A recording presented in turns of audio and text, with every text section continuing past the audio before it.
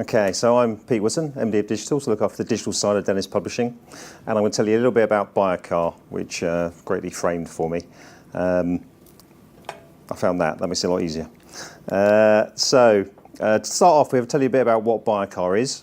So it's an e-commerce platform, effectively, and it connects car dealers with people who want to buy cars, and also allows you to do every part of the transactional process, like finance. So how does that actually work? So we go out and we set up commercial deals with dealer groups. They give us access to stock. So on the site, there's about 50,000 cars listed. We promote this stock to our audience of in-market car buyers, and I'll tell you a bit about that in a minute. We arrange the finance, part exchange, and any other parts of the process.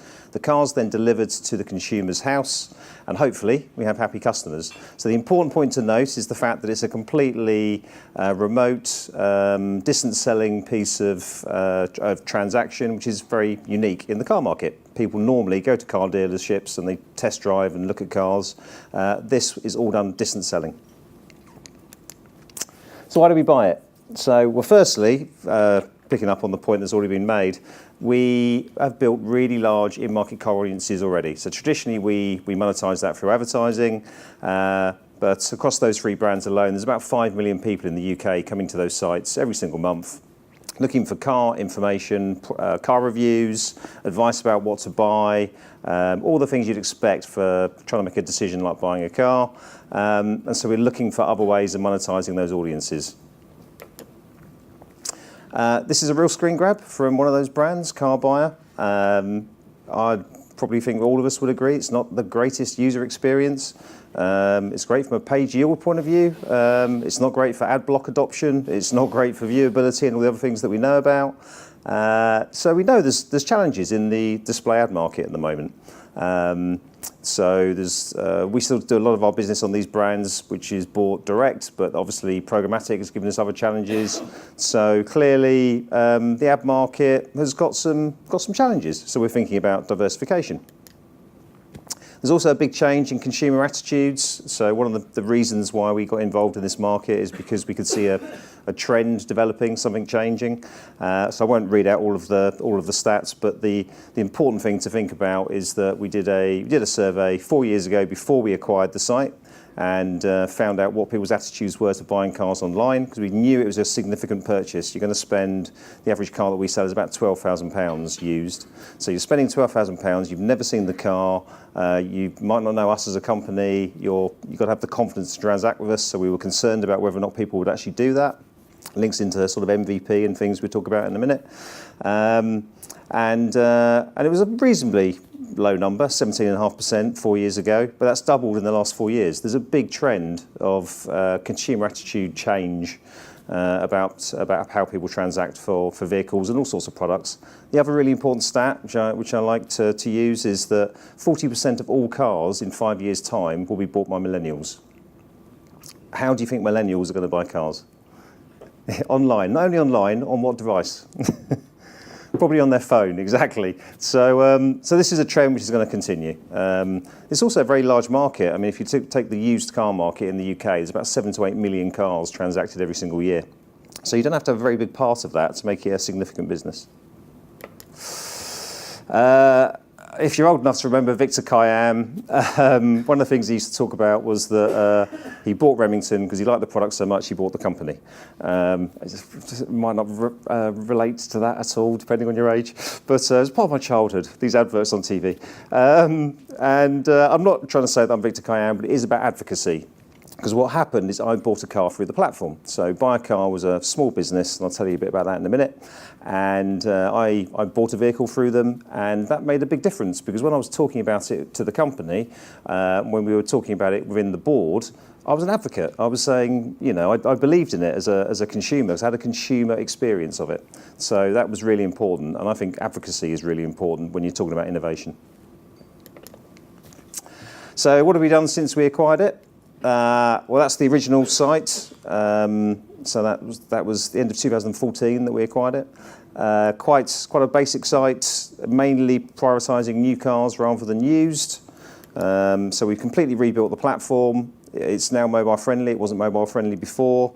Already 50% of our traffic is on smartphone, and then about tablet and desktop between the other two. So half the traffic coming to the site is on smartphones. We've also made it a scalable platform. It's very easy to optimize, to do multivariate testing, all the things you'd expect us to do when you're trying to improve conversion and do the things you need to do with an e-commerce site.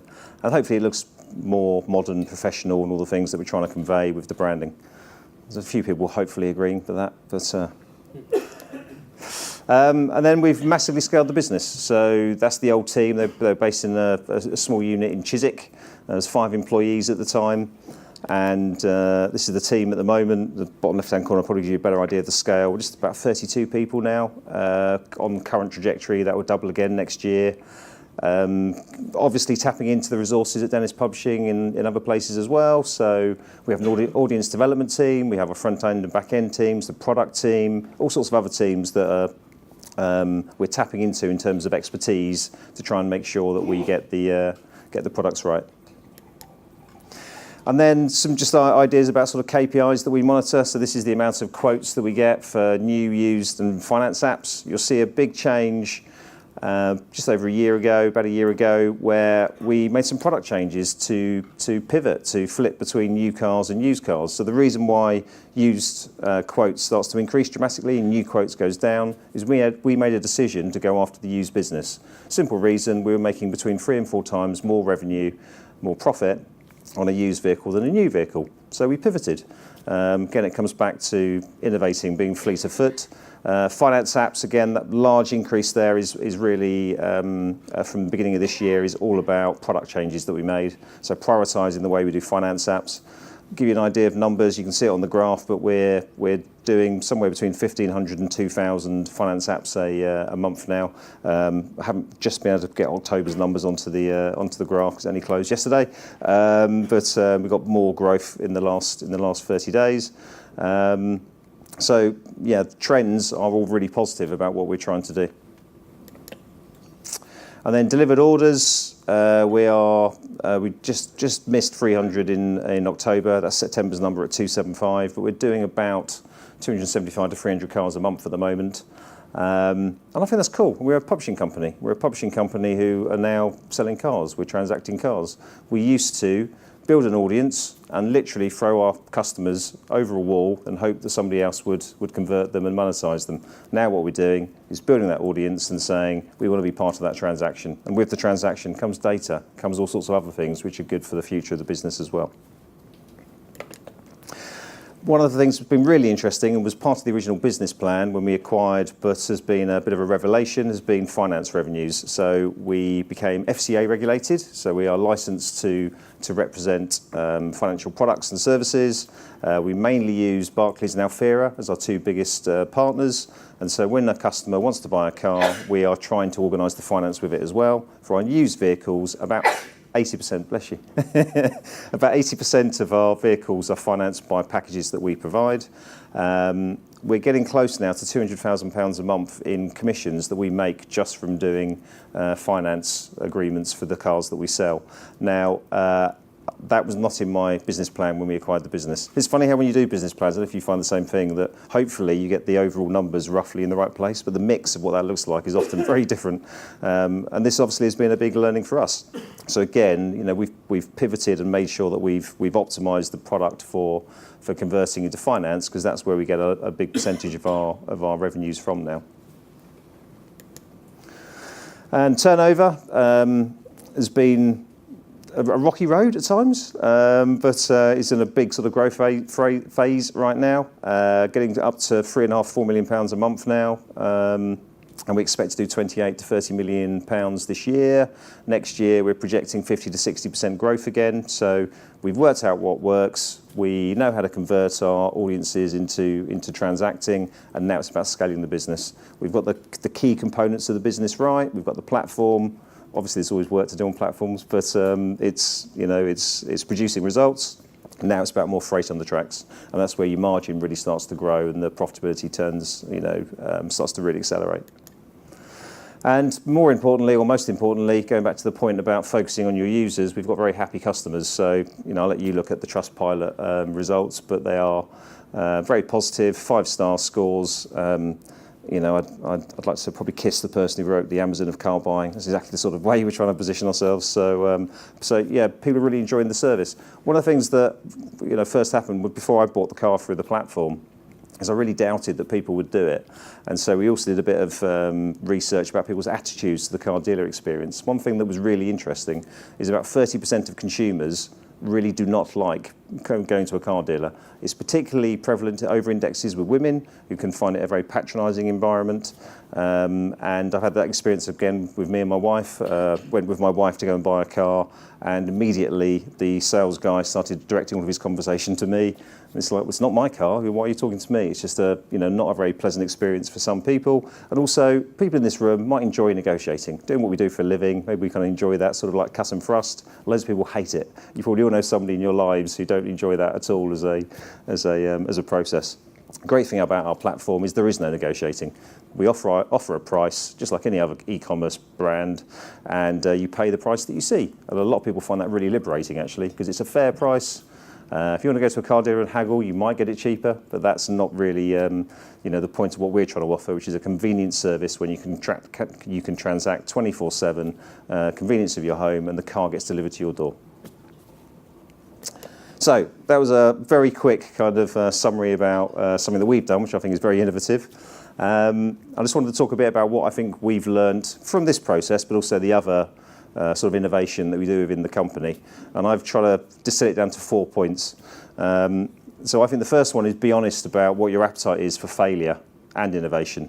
We've all sat in those meetings, I'm sure. I know I have internally, where people have said, we recognise failure and we respect it. I don't know if people say celebrate it, but you know what I mean? They're kind of like, they want to put out this sort of mantra that failure is a good thing. How often, honestly, do you think that your businesses really follow through with that promise? Can we all think of a time when somebody has done something a bit innovative and maybe put themselves out on a limb, hasn't worked, so maybe they've lost their job over it, or it's definitely impacted their stock within the company? I think that's a fact. I'm sorry. I think Dennis Publishing, or Dennis is probably better at it than a lot of businesses, but we don't get it right every time either. So you got to live by what you got to live by what you preach. I think I learned something quite important about this from Felix Dennis, actually, who, as you probably know, was the founder of Dennis. And I was in a board meeting once, and I made a pretty cock-handed decision to buy something. I won't tell you what it was, but it was not one of my finest hours. And I think he picked up on the fact that I was talking about the business. It hadn't gone to plan. It wasn't a massive acquisition, but it was an acquisition. And I think he could sense that I was being a bit defensive about it. And he literally just looked me in the eye and said, "Forget about it. It's done. It's gone. Just get rid of it. Move on to something else. Spend your time on something that's going to make me more money." Really good lesson, okay? And I don't think many businesses really act like that. So anyway, it's just my personal belief that I think that it's all very easy to talk about these platitudes, but you know what? Your teams aren't stupid. They are going to be cynical if you don't actually live by what you preach. Minimum viable products, obviously been talked about already a bit, and we all talk about MVP and we all do it. So I can give you a very simple example of how we do it on buy a car. In the last year, we had deposits. When you buy a car, you pay by deposit. We just had payment by PayPal. We had a hypothesis, obviously, that we'd get better conversion rates if we had other ways of paying. But rather than just investing in the technology, the work to implement a new technology provider, we just put a button on the site saying pay by PayPal, pay by credit card. And when you clicked on the credit card one, a modal appeared and just said, "Oh, we haven't actually got payment by credit card yet. Please pay by PayPal, but it's coming soon." And just by doing that, of course, I know you all know MVP, so I don't mean to patronise you, but so just by doing that, within a week, we learned what percentage of people would rather pay by credit card than PayPal. And then we invested in the time to implement Stripe, which is what we have on the site now.